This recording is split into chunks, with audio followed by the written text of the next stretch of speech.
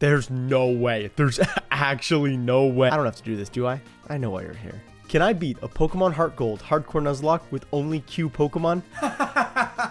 You gotta be kidding me.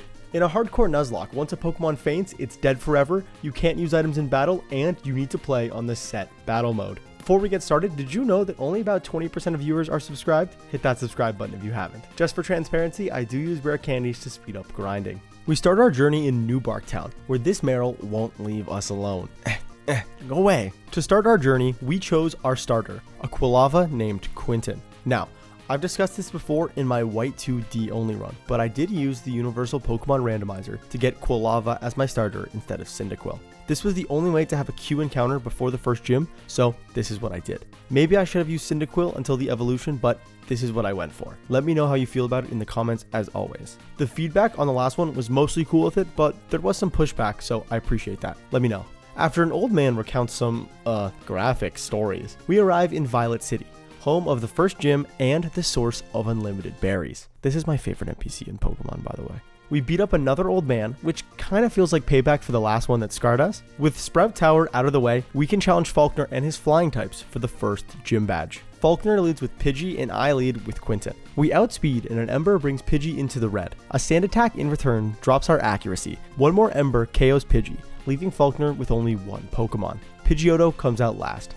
An Ember connects for about a third as it also gets the burn, which is great for us. Thanks to the physical damage drop, a Tackle only does 4 damage. We miss an Ember on the next turn as a Gust connects for 7 damage this time.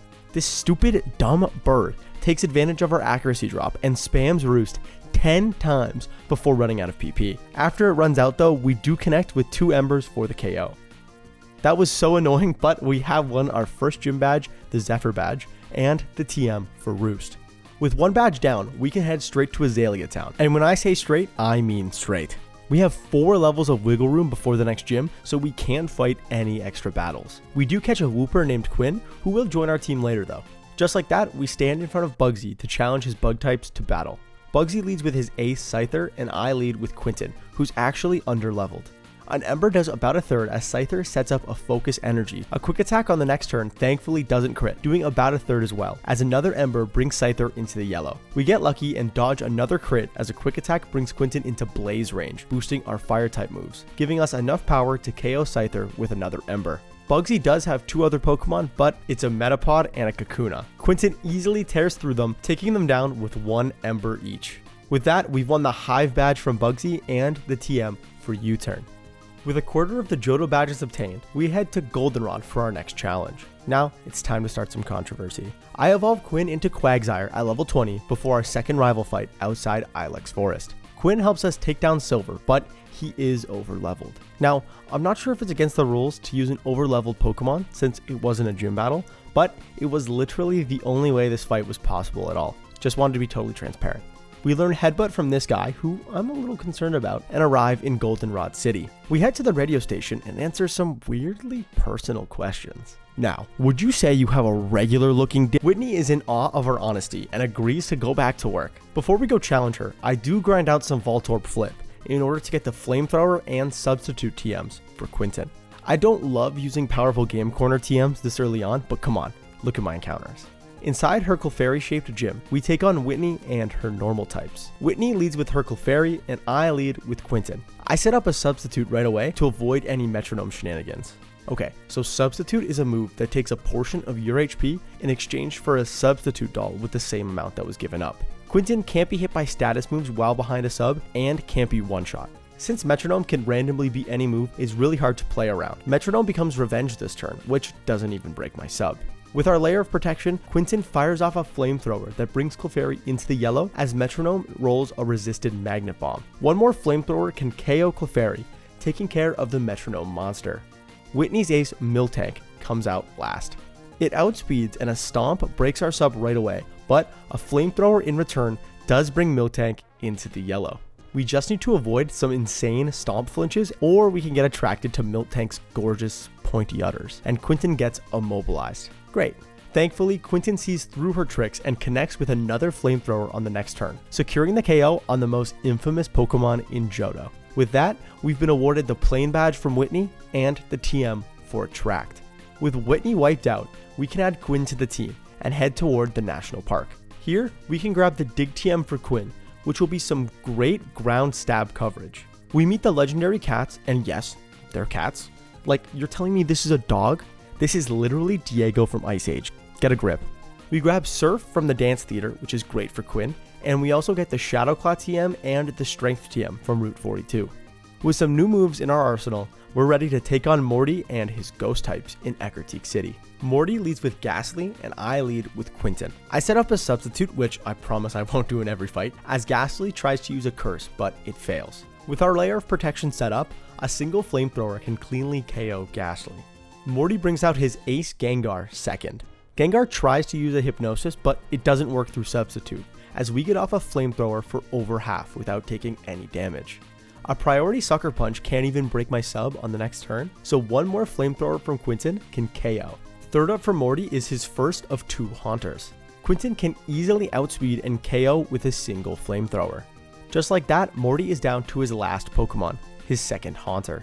This one actually does outspeed and connects with a Nightshade that finally breaks our substitute. It's too late though, as one more flamethrower on the same turn connects for the one-shot KO. That's Morty defeated, and we've won the Fog Badge and the TM for Shadow Ball.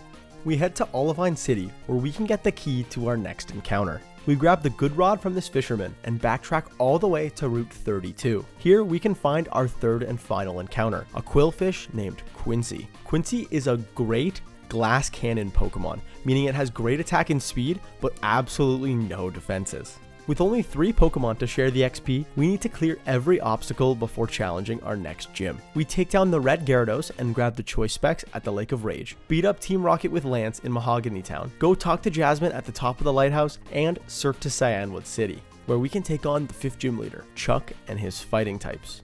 Chuck leads with Primeape, and I lead with Quincy in her debut. I set up a couple layers of Toxic Spikes for Poliwrath in the back, as Primeape sets up 2 double teams. I accidentally used Toxic Spikes again, so it fails, as Quincy tanks a Rock Slide for about a quarter. Thanks to all the evasion boosts, Quincy misses her first revenge. Another Rock Slide connects, bringing Quincy to exactly half HP, but we do hit our revenge this time. Another Rock Slide hits again somehow, but so does our revenge, giving us the opportunity to KO Primeape from half HP. Chuck brings out his last Pokemon, Poliwrath, and it gets poisoned right away. Since Quincy is pretty low, I swap into Quinn, who takes no damage from a Surf thanks to Water Absorb.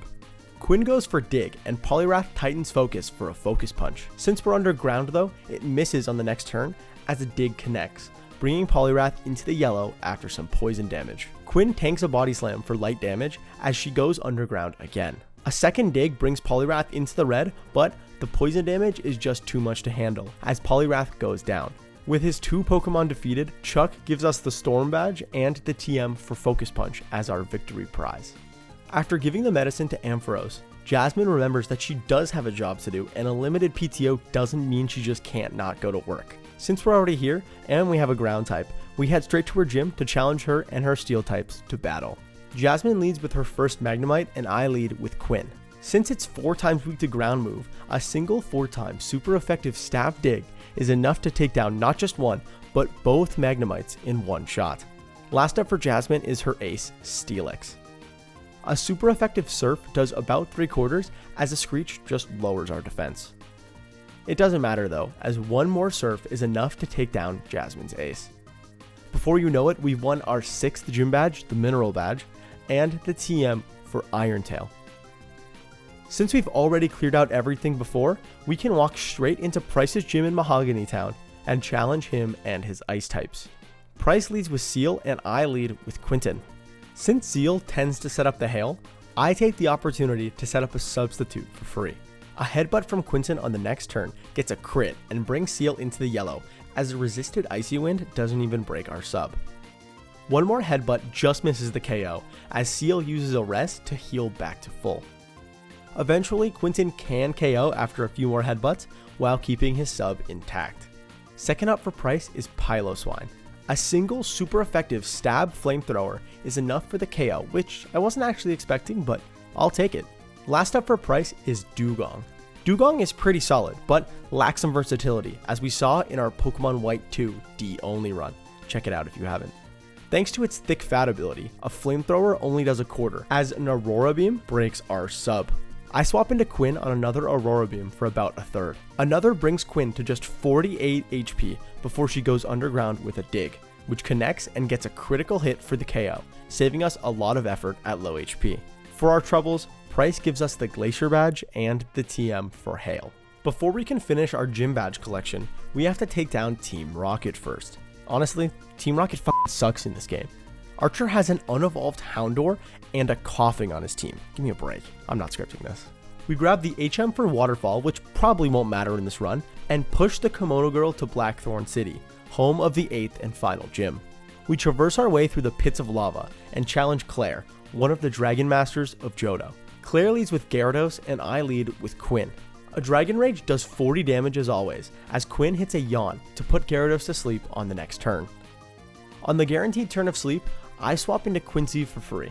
Quincy uses a rollout on the next turn, which connects for just less than half, meaning it'll KO next turn when it doubles in damage. Thankfully, Gyarados stays asleep, letting Quincy get off one more rollout for free on the next turn. Second out is her first Dragonair. The third turn of rollout connects and brings down Dragonair just as fast as it came in.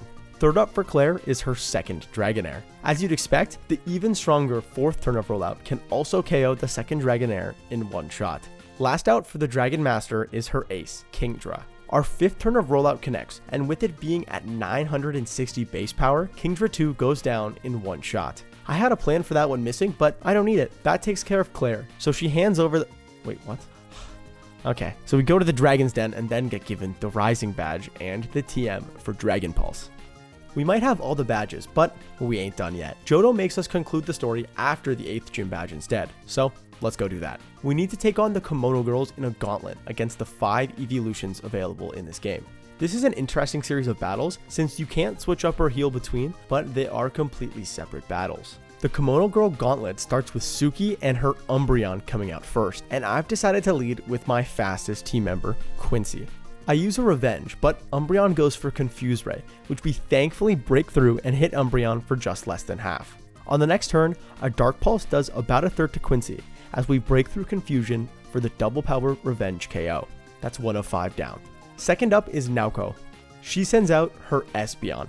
I swap my part Poison type Quincy into Quinn, who takes a Psychic for just over half. She does get some nice recovery from a Citrus Berry, but we're still risking a lot here. Another Psychic brings her to just 38 HP, as a Stab Earthquake isn't enough for a one-shot. I swap into Quentin, who also takes over half from a Psychic, which is also recovered by a Citrus Berry. We risk one more crit, as Quentin takes another Psychic to 23 HP, as a Flamethrower can KO the second evolution. We're not even halfway, and the team is not looking particularly healthy. The third Kimono Girl is Miki. She sends out her Flareon, who's not named Flint like in my Pokemon YF only run. Check it out if you haven't already. Quincy is still in the front, so we can outspeed and hit a super effective Stab Waterfall for the KO. Man, I love that Waterfall has 100% accuracy. Fourth up for the Kimono Girls team is Sayo and her Jolteon. I'm obviously not going to stay in with my Water type, so I swap into my other Water type, who's conveniently immune to electric attacks. Jolteon tries to cheese us here with Double Team, but Quinn hits a super effective Stab Earthquake for the one-shot KO. Only one evolution left. Last up is Kuni and her Vaporeon. I stay in to scout if it's a water move, which it is, as a Surf brings Quincy to 41 HP before some Citrus Berry recovery, as a Revenge gets a critical hit on the double power for the KO. I was planning to swap to Quinn for some Water Absorb recovery, but we'll take it. We've taken down all the Kimono Girls now, and just barely came out unscathed. After beating the ever-living shit out of us, the Kimono Girls decide to give us a present after. Oh, sweet. I love presents. I hope it's something... What the f*** is this? We chase away a weird-looking bird and make our journey towards the Indigo Plateau. With 3 Pokemon in our party, we step into the first room of the Elite Four. The first member of the Elite Four is Will and his Psychic types. He leads with Xatu and I lead with Quinn. Xatu uses me first to steal our move and use it before we do, but since it's a water move, it doesn't exactly do anything to Quinn, as a Stab Waterfall does over half. Xatu tries the exact same thing again next turn, which goes just as poorly, as one more Waterfall from Quinn can KO Will's lead Pokemon. Jinx comes out second. I swap into Quentin on a Lovely Kiss, which would have put him to sleep without his held Chesto Berry. A single super effective flamethrower can melt the part ice type in one shot. Third up for Will is the part water type Slowbro. I swap back into Quinn, hoping for a water move, but it just sets up a curse, which could be an issue later on. An Earthquake does less than a third to Slowbro at +1 defense, as it sets up an Amnesia, boosting its special defense by 2. Another Earthquake brings Slowbro into the yellow, as it sets up another curse, bringing its attack, defense, and special defense to +2. Another Earthquake leaves it in the red, as it uses another stat boosting curse. At this point, I realize I'm just gonna need to hope for a crit. And after Will heals with a full restore and 2 more Earthquakes, I finally get one, which takes down the stat boosted monster near full HP. With Slowbro out of the way, Will sends in Exeggutor 4th.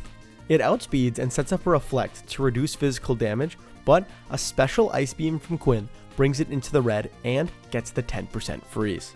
It stays frozen on the next turn, giving Quinn a free opportunity to KO with another Ice Beam. Will is down to his last Pokemon, his ace, Xatu number 2. I Psychic brings Quinn to just over half, as I use a Waterfall instead of a super effective Ice Beam, which is dumb, as it does a bit more than a quarter. Thanks to the special defense drop from Psychic, it's not safe to stay in, so I swap into Quentin, who takes it for just less than half. A Stab Flamethrower is enough to KO Xatu from there. That's Will defeated and our first battle of the Elite Four won. The second Elite Four member is the former gym leader, Koga, and his poison types. He leads with Ariados and I lead with Quentin, who's holding the Choice Specs. A super effective Choice Specs boosted Stab Flamethrower can easily take down Ariados in one shot. Koga now decides to send out the 4 times weak to fire Pokemon, Fortress, which can easily be taken down by another Flamethrower. Don't know what he was thinking there. Third out for Koga is Muck. Another Flamethrower brings Muck into the yellow as it tries to cheese us using minimize evasion strats. It doesn't work though, as another Flamethrower connects on the next turn for the easy KO. Fourth up for Koga is Crobat. The only good Pokemon on Koga's team hits a wing attack for about a third, as a Flamethrower just misses the KO, leaving Crobat in the yellow after Berry Recovery. Crobat also tries cringy evasion strats, but it also fails, as one more Flamethrower can take down Koga's ace. Last up is Venomoth, who's a part Bug type. I'm sure I don't need to tell you what happens, so I won't. With Venomoth defeated, we've taken down Koga and beaten half of the Elite Four. The third member of the Elite Four is Bruno and his fighting types. He leads with Hitmontop and I go with Quincy. I set up a substitute as Hitmontop goes for counter, which fails thanks to substitute. Now that I'm protected from a counter KO, I'm free to use an Aqua Tail for half HP as a counter destroys my sub. Since we outspeed, I just hit another Aqua Tail for the quick KO. Wow, it's like Aqua Tail has 100% accuracy, it never misses. Second out for Bruno is Onix. An almost perfectly accurate 4 times super effective stab Aqua Tail can quickly KO Onix. Bruno's third Pokemon is Hitmonchan. I swapped to Quinn on a Thunder Punch that she's immune to, so she comes in for free. An Ice Punch does fairly light damage, as a Waterfall brings Hitmonchan into the yellow.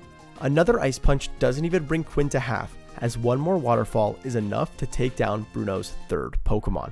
Fourth up is the third Hitmonlee, who doesn't evolve from Hitmontop. Yes, thank you comments, I know I'm dumb. A high jump kick brings Quinn to 34 HP, as a stab Earthquake can cleanly KO the last Hitmon in one shot.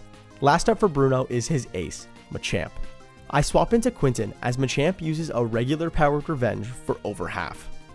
I try to set up a sub, but an 80% accurate cross chop hits, breaking our sub right away. Well, that didn't work.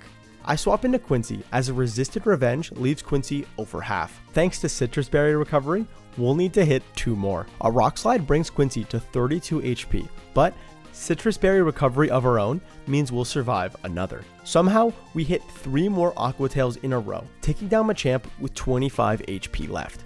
Are we sure Aqua Tail has 90% accuracy? I swear, it feels like 100. The last Elite Four member of the run is Karen and her Dark types. She leads with Umbreon and I lead with Quinn. Umbreon starts to set up double teams for evasion strats, but a 100% accurate Waterfall connects for a third. Umbreon uses another double team and it pays off this time, as a second Waterfall from Quinn misses. For some reason, Karen switches Umbreon into Vileplume here, and a Waterfall connects for light damage. Quinn doesn't want to eat a 4 times super effective Petal Dance, so I swap into Quentin, who takes the Petal Dance for a quarter. On the next turn, Quentin can outspeed and hit a super effective Stab Flamethrower for the easy one-shot KO. Karen brings out Gengar second.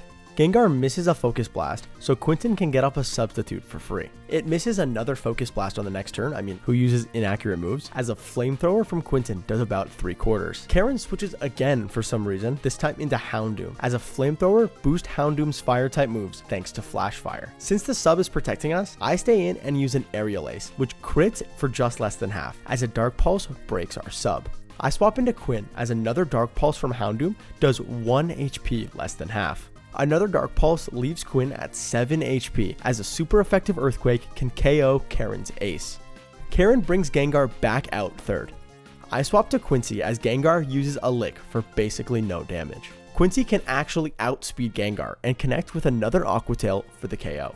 Fourth up for Karen is Murkrow. Quincy can outspeed and hit another Aqua Tail for the quick and clean KO. Karen brings Umbreon back out last. An Aqua Tail can't quite secure the KO, as Quincy gets hit with a Confuse Ray. With both of our other team members pretty low, I'm going to need to rely on this coin flip. Karen uses a full restore to heal, as we break through and use a return for about 1/4. Quincy immediately snaps out of confusion, and another return brings Umbreon to the yellow, as it sets up another double team. Quincy doesn't get confused again, so after a few more returns, she can eventually take down Umbreon. And with that, we've officially taken down the Elite Four, and we've got one battle left. I'm not gonna lie everyone, this is gonna be a tough one. Grab your popcorn. Lance leads with Gyarados, and I lead with Quentin. I swap straight into Quinn on a Waterfall, which doesn't matter thanks to Water Absorb. In hindsight, I should have chipped it down with Quinn and then swap between her and Quentin to recover with Water Absorb, but I didn't. I swap into Quincy and miss the KO with a few poison jabs, but eventually finish off Lance's lead with 22 HP left. Lance's first of 3 Dragonites comes out next. I swap to Quentin, who tanks a Dragon Rush with 11 HP left before Berry Recovery. I need to safe swap into Quinn here, so Quentin is taking one for the team. He does his job maybe the best he possibly could, as a Flamethrower crits for over half and gets the burn before he goes down to another Dragon Rush. What a hero. I bring in Quincy. She can outspeed and hit a stab poison jab for the KO. Lance brings out his second Dragonite third. I swap into Quinn, who dodges a Dragon Rush on the switch in. Quinn needed to dodge at least 1 Dragon Rush for a chance to win, and that was it. We get even luckier as another Dragon Rush misses, as a 4-time super effective Choice Specs boosted Ice Beam can one-shot KO Dragonite. Fourth up is Lance's level 50 Dragonite. An Outrage does over half as she fires off another Ice Beam, which can secure the KO on the last Dragonite. Fifth out is Charizard. Quincy should outspeed the last 2 Pokemon, so Quinn makes the ultimate sacrifice. Rest well, Dragon Slayer. I bring in Quincy. She goes for an Aqua Tail, and at this point, I realize my grave mistake. I'm sure you've noticed me mentioning Waterfall and Aqua Tail accuracy throughout the video, and there's a reason for that. Aqua Tail has the higher base power at 90 compared to Waterfall's 80. But on the flip side, Waterfall has 100% accuracy compared to Aqua Tail's 90. I don't need the extra power here because Quincy has a solid attack stat plus stab plus an attack boosting nature. But I kept Aqua Tail, and this is where it bites me.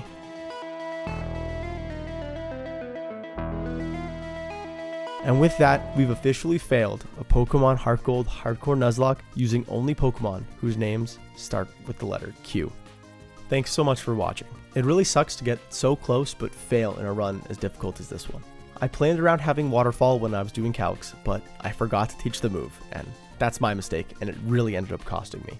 For full transparency, I did try the fight again after, which is what you're watching on screen now, just to see if I could beat it with the perfect accuracy, and yeah, I could. I outsped and KO'd both Charizard and Aerodactyl. Really unfortunate, but that's Nuzlocking for you.